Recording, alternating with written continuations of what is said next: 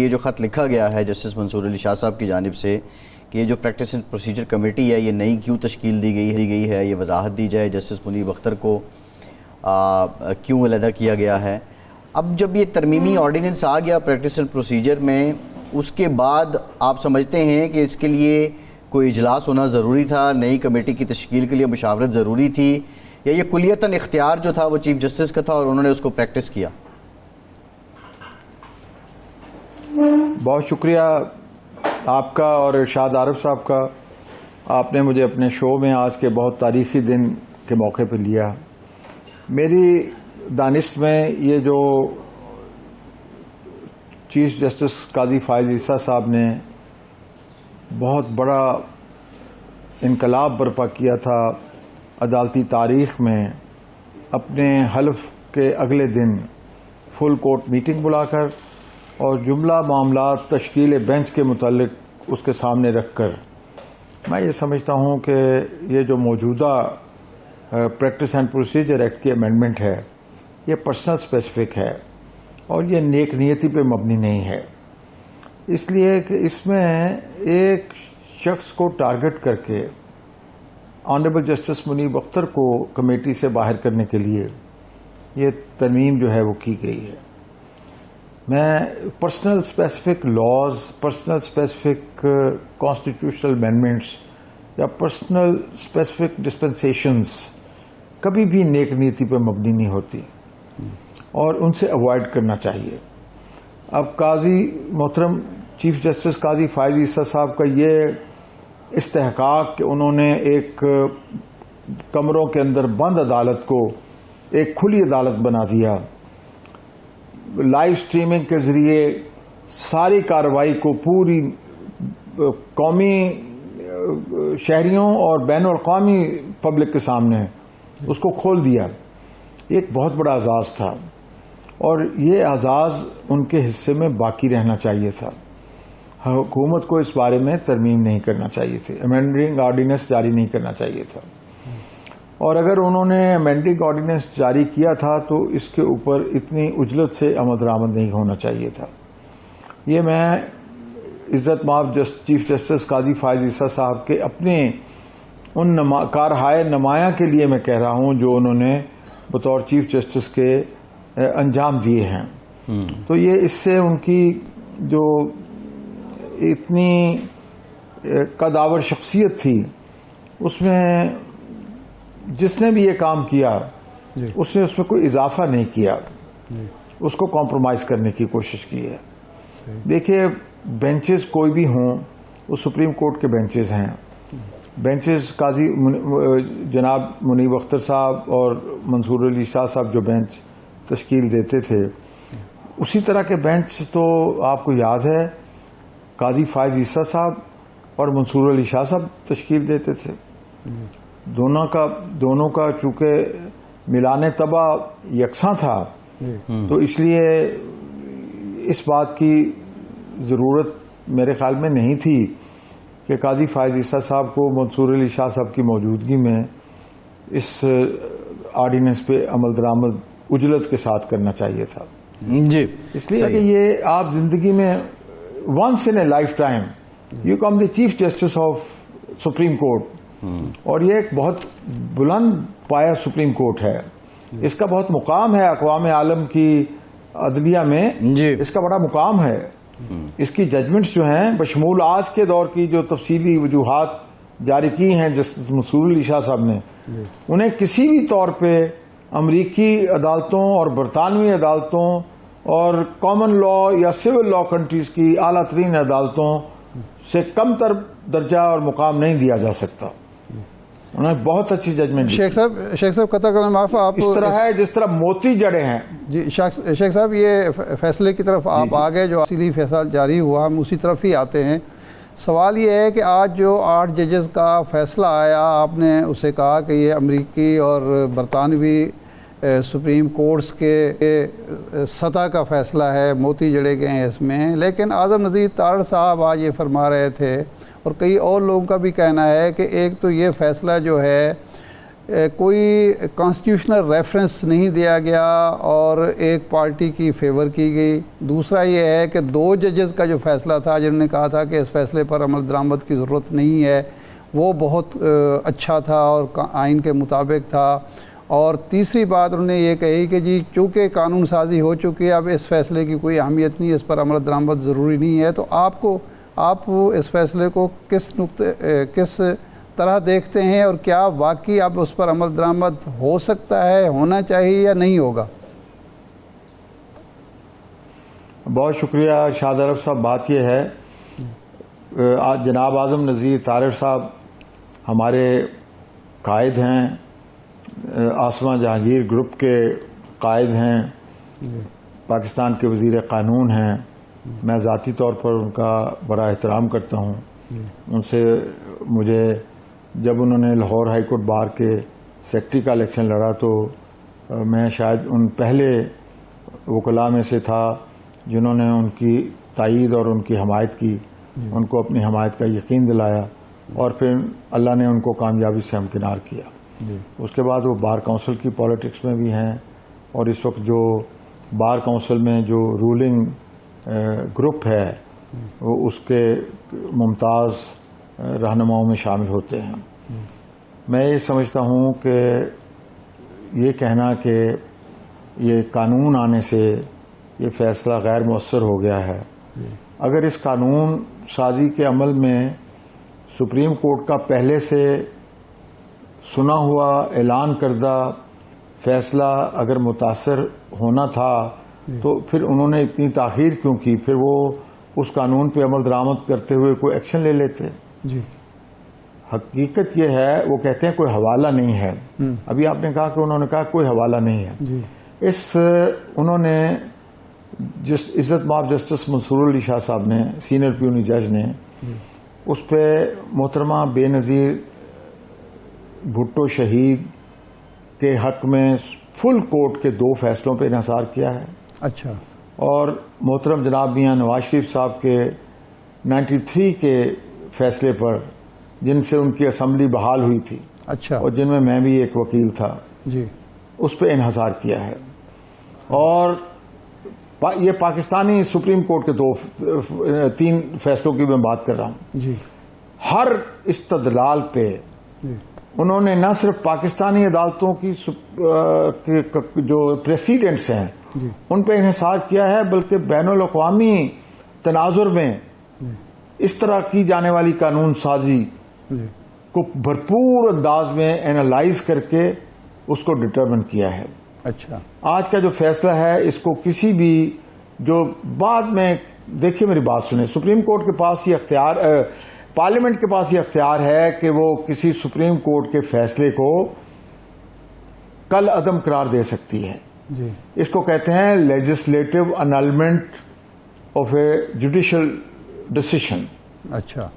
Legislative annulment of judicial decision یہ ہمیشہ اس فیصلے کے بعد کی جانے والی قانون سازی سے ہوتا ہے، اور اس کا ریفرنس دیتا ہے کہ یہ پارلیمنٹ فلاں قانون کو کل، فلاں ججمنٹ کو کل عدم قرار دیتی ہے. ٹھیک. پاکستان کی پارلیمنٹ نے ایسا کوئی قانون پاس نہیں کیا. اچھا. پاکستان کی پارلیمنٹ نے الیکشن ایکٹ میں ترمیم کی ہے، جس کو ابھی تک، جس کی کوئی جانچ پڑتال سپریم کورٹ نے نہیں کی، کسی ہائی کورٹ نے نہیں کی. اگرچہ میری دانست میں کچھ پٹیشنز پینڈنگ ہیں ہائی کورٹس میں، جی، لیکن کسی کورٹ نے ابھی تک اس کو ایڈجوڈیکیٹ نہیں کیا کہ وہ کیسا لا ہے، ویلڈ لا ہے یا ان ویلڈ لا ہے. ایک بات بڑی حتمی ہے کہ وہ قانون جو ہے وہ مؤثر با ماضی نہیں ہے. ٹھیک. وہ ماضی کے کیے گئے فیصلوں کو کالعدم نہیں قرار دیتا. اس میں اس جو سنی اتحاد کونسل یا پی ٹی آئی کا جو مقدمہ ہے اس کا کوئی حوالہ نہیں دیا گیا کہ وہ جو ہے notwithstanding this judgment یہ قانون ہوگا. جب تک اس طرح کی انلمنٹ نہ کی جائے آپ اس فیصلے کو بلٹل نہیں کر سکتے. یہ اگر اس فیصلے کو بلٹل کرے گا، شیخ صاحب یہ بھی وضاحت کر دیجیے، یہ انلمنٹ جو ہوگی یہ جو 2/3 میجارٹی سے ہوگی یا سمپل میجارٹی سے ہو جائے گی؟ دیکھیں وہ پراسپیکٹو ہوگی. پہلی بات تو یہ کہ وہ پراسپیکٹو ہوگی. اچھا دوسری بات یہ ہے کہ وہ سمپل میجارٹی سے ہوگی، لیکن وہ اس مقدمے کی سیر حاصل بحث کے بعد، اچھا پارلیمنٹ میں ٹیبل ہونے کے بعد وہ ہو سکتی ہے۔ یہ نہیں ہے کہ آپ بعد میں ایک قانون فیصلہ آ گیا، اس فیصلے کو کالعدم قرار دینے کے لیے آپ کوئی قانون سازی کر لیں تو جو فیصلہ پہلے صادر ہو چکا ہے اس کا اثر کسی بھی طور پہ ڈائلیوٹ نہیں ہوتا۔ اچھا نہیں، اب شیخ صاحب الیکشن کمیشن کے پاس کیا آپشن ہے؟ ایک جانب یہ قانون ہے اور دوسری جانب سپریم کورٹ کا فیصلہ ہے، پھر ریویو میں الیکشن کمیشن بھی گیا ہوا ہے، دیگر سیاسی جماعتیں بھی گئی ہوئی ہیں، تو آپ کو فوری طور پہ اس فیصلے پہ عمل درآمد ہوتا دکھائی دے رہا ہے یا یہ معاملہ ابھی لٹکے گا؟ دیکھیے بات یہ ہے کہ ریویو پاکستان میں ریویو کی جو ریویو جورسڈکشن میں جو پرسنٹیج ہے کامیابیوں کی، وہ میرے خیال میں 0.9% ہے۔ اچھا اگر 100 مقدمہ ہو تو 100 مقدمے 1000 مقدمے میں شاید 5 مقدمے ایسے ہیں جن میں ریویو الاؤ ہو جائے یا پارشلی الاؤ ہو جائے، وگرنہ تو پھر یہ ہے کہ ایک فریق فیصلہ لے کر اس کو لہراتا پھرے اور دوسرا فریق ریویو فائل کر کے اس کو کالعدم قرار دے دے۔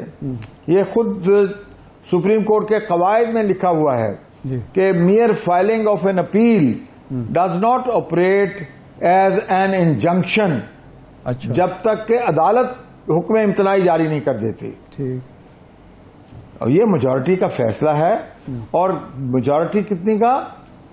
13-2 کا۔ جی یہ 8-7 کا نہیں، 8-6 کا نہیں ہے، 8-5 کا نہیں ہے، یہ 11 رکنی بینچ نے وہی بات کہی ہے کہ کسی پارٹی کے، جس میں چیف جسٹس آف پاکستان محترم قاضی فائز عیسیٰ بھی شامل ہیں، کہ کسی جماعت کے حاصل کردہ پرپورشنیٹ ریپرزنٹیشن کی سیٹیں آپ کسی دوسری پارٹی کو الاٹ نہیں کر سکتے۔ اور آج کا جو 72 صفحوں کا تفصیلی فیصلہ ہے، بڑی سیر حاصل بحث ہوئی ہے ہر نقطے پہ۔ اچھا پہلا نقطہ جو میں نے پڑھا ہے اس میں یہ ہے کہ سول ڈسپیوٹس میں تو آپ کہہ سکتے ہیں کہ فلاں آدمی فریق تھا، فلاں فریق نہیں تھا، لیکن الیکشن ڈسپیوٹ جو ہے it is not decided as a civil suit. ٹھیک، اس میں پوری کانسٹیٹوئنسی کے، پورے حلقہ انتخاب کے، پورے منتخب کرنے والے لوگوں کے اور سٹیزنز کے رائٹ انوالو ہوتے ہیں۔ یہ دو فریقین کا تنازع نہیں ہے، یہ پوری کانسٹیٹوئنسی کا حق حاکمیت کا تنازع ہے۔ یہ صحیح ہے، کس کو حق ہے اس کو، ان کو ریپرزینٹ کرنے کا، حق نمائندگی کا یہ مقدمہ ہے۔ اچھا میں سمجھتا ہوں بہت خوبصورت فیصلہ لکھا ہے، بہت خوبصورت، بہت مدلل اور مسکت دلائل کے ساتھ تحریر کیا جانے والا فیصلہ۔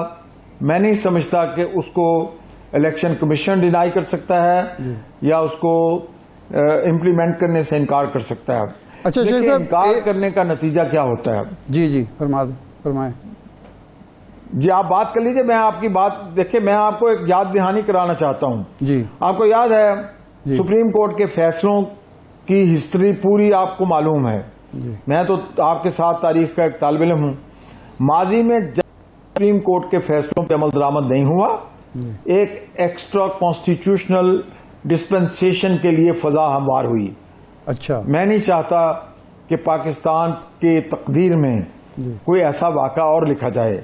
میں چاہتا ہوں کہ پاکستان کی جو جمہوری ٹرانزیشن ہے یہ کامیابی کے ساتھ ایک بہت مکمل جمہوریت پہ منتج ہو، اور اس کا واحد طریقہ یہ ہے کہ اداروں میں ایک دوسرے کے فیصلوں کو تسلیم کرنے کی جو روایت ہے اس کو مضبوط کرنا چاہیے۔ اچھا شیخ یہ صاحب، جو آج کا فیصلہ ہے، جی سر، جی شیخ صاحب، آج اعظم مزید طاہر صاحب نے کہا کہ جی اس میں اناملی یہ ہے کہ ارکان نے جو اپنے حلف نامے تھے ایک جمع کرائے سنی اتحاد کونسل کو۔